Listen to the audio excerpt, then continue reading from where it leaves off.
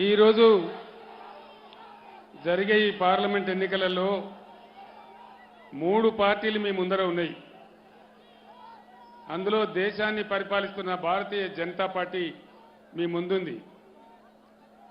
నేను ఒక్కటే మాట మీకు మనవి చేస్తా ఉన్నా. 10 ఏళ్ల నాడు నరేంద్ర మోడీ ఈ దేశానికి ప్రధానమంత్రి అయినాడు. దగ్గర 150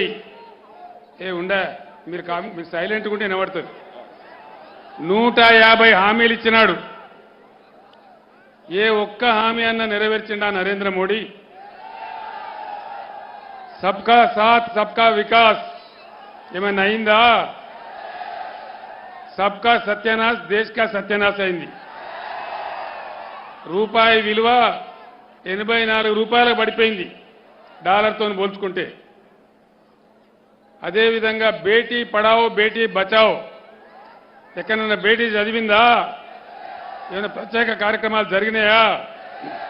జరగలేదా? అమృత్ కాల్ వచ్చిందా? అచ్చే దిన్ వచ్చిందా? అచ్చే దిన్ రాలేదు కానీ సచ్చే దిన్ మాత్రం వచ్చింది. డీజిల్ ధర పెరిగింది, పెట్రోల్ ధర పెరిగింది, ఎరువుల ధరలు పెరిగినాయి. పేద ప్రజలు బతకలేని పరిస్థితి వచ్చింది తప్ప అచ్చే దిన్ మాత్రం రాలేదు. అన్ని మేక్ ఇన్ ఇండియా ఏమైనా వచ్చిందా? డిజిటల్ ఇండియా ఏమైనా జరిగిందా?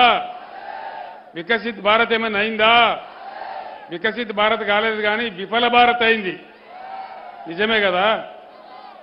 ఇక ఆయన మొదట్లోనే చెప్పిండు.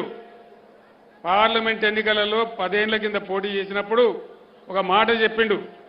మీరు నన్ను గెలిపిస్తే, భారతీయ జనతా పార్టీని గెలిపిస్తే విదేశాలలో ఉన్న నల్ల డబ్బు తెచ్చి ఇంటికి 15 లక్షల రూపాయలు ఇస్తానడు. మరి కరీంనగర్ వాళ్ళకైతే 30 లక్షలు వచ్చినాయట. వచ్చినాయా? వచ్చినాయట కదనే కరీంనగర్ వాళ్ళకు. ఏ వచ్చినాయి మీరు అబద్ధం చెప్తాను. బండి సంజయ్ తెచ్చిచ్చిండట కదా, రాలేదా? మీకు కూడా రాలేదా అన్న? ఈ సైడ్ సప్పుడు వస్తలేదు. రాలేదా? మీకు రాలేదా అన్న? మీకు కూడా రాలేదా? ఎవరికి రాలే. 15 లక్షలు లేదు, 30 లక్షలు లేదు.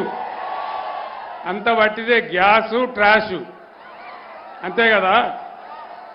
మాట్లాడితే పాకిస్తాన్ చూపెట్టాలి. ఒకటి పుల్వామా, ఒకటి మన్ను మశానం. వాడు పాకిస్తాన్ గింతంత దేశం. ఒక్క జాపడ కొడితే 25 ఏళ్ళు మన తెలుగు రాడు. వాడిని చూపించి ఓ గ్యాస్ పెట్టి ఓ డ్రామా కొట్టి మనం ఎమోషనల్ బ్లాక్మెయిల్ చేసి మనని అందరినీ క్యారీ చేసి 10 సంవత్సరాల నుంచి ఫూల్స్ చేస్తూ ఉన్నారు. దయచేసి ఆలోచన చేయాలి. ముఖ్యంగా యువకులు, విద్యావంతులు, చదువుకున్న వాళ్ళు, మేధావులు ఈ కరీంనగర్ పట్టణంలో, కరీంనగర్ ప్రాంతంలో చాలా మందిగా ఉన్నటువంటి రచయితలు, మీ అందరికి నేను దండం పెట్టి చెప్తా ఉన్నా. ఈ మోడీ చేసే బ్లాక్మెయిల్, ఎమోషనల్ బ్లాక్మెయిల్ క్యారీ అయితే ఈ దేశం ఇప్పటికే సర్వనాశనమైంది. మోడీ కన్నా ముందున్న ప్రధానమంత్రులు 14 మంది ప్రధానమంత్రులు కేవలం 55 లక్షల కోట్ల అప్పు చేస్తే ఈయన ఒక్కడే 105 లక్షల కోట్ల అప్పు చేసినాడు. అదేవిధంగా రూపాయి విలువ పడిపోయింది. ఎక్స్పోర్ట్స్ మొత్తం నిలిచిపోయినాయి ఇండియా నుంచి. అదేవిధంగా దిగుమతులు బాగా పెరిగిపోయినాయి, ఇంపోర్ట్స్ పెరిగిపోయినాయి, విదేశీ మారక నిల్వలు తగ్గిపోయినాయి. అదేవిధంగా ఏ ఒక్క మాట సంవత్సరానికి 2 కోట్ల ఉద్యోగాలు భర్తీ చేస్తా అంటే ఏ ఒక్కటి కూడా భర్తీ చేయలేదు. ఏ ఒక్క వర్గానికి, ఒక దళితులకో, గిరిజనులకో, మహిళలకో, పేదలకో, మైనారిటీలకో, రైతులకో ఏ ఒక్కరికి కూడా మేలు జరగలేదు. ఎవరికైనా జరిగిందా? ఢిల్లీలో రైతులు ధర్నా చేస్తే 750 మందిని పొట్టన పెట్టుకున్నాడు ఈ మోడీ. మళ్ళీ ఆయన కోట్ల అవసరం పడితే ఉత్తరప్రదేశ్లో ఎలక్షన్ ఉంటే అదే రైతులకు క్షమాపణ వేడుకొని గట్టెక్కిండు. ఆయన బిరిచినప్పుడు మాఫీకా సౌదాగర్ అని చెప్పి ఈ రకంగా ఆయనకు ఓట్లు అక్కరినప్పుడు డ్రామాలు, ఏషాలు కట్టి ప్రజల మధ్య చీలికలు తెచ్చి మత విద్వేషాలు పెంచి ఒక రకమైన ద్వేషపూరిత వాతావరణం నింపుతారు తప్ప బీజేపీ ఎజెండాలో పేదల యొక్క మాట ఉండదు, నిరుపేదల యొక్క మాట ఉండదు.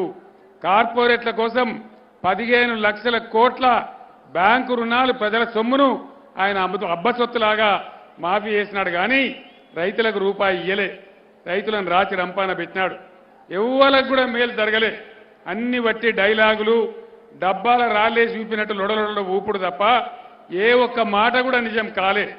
దయచేసి నా మాటను ఆశామాసిగా తీసుకోకుండా మేధావులు, విజ్ఞులు అందరూ కూడా ఆలోచించాలని చెప్పి నేను కోరుతా ఉన్నా.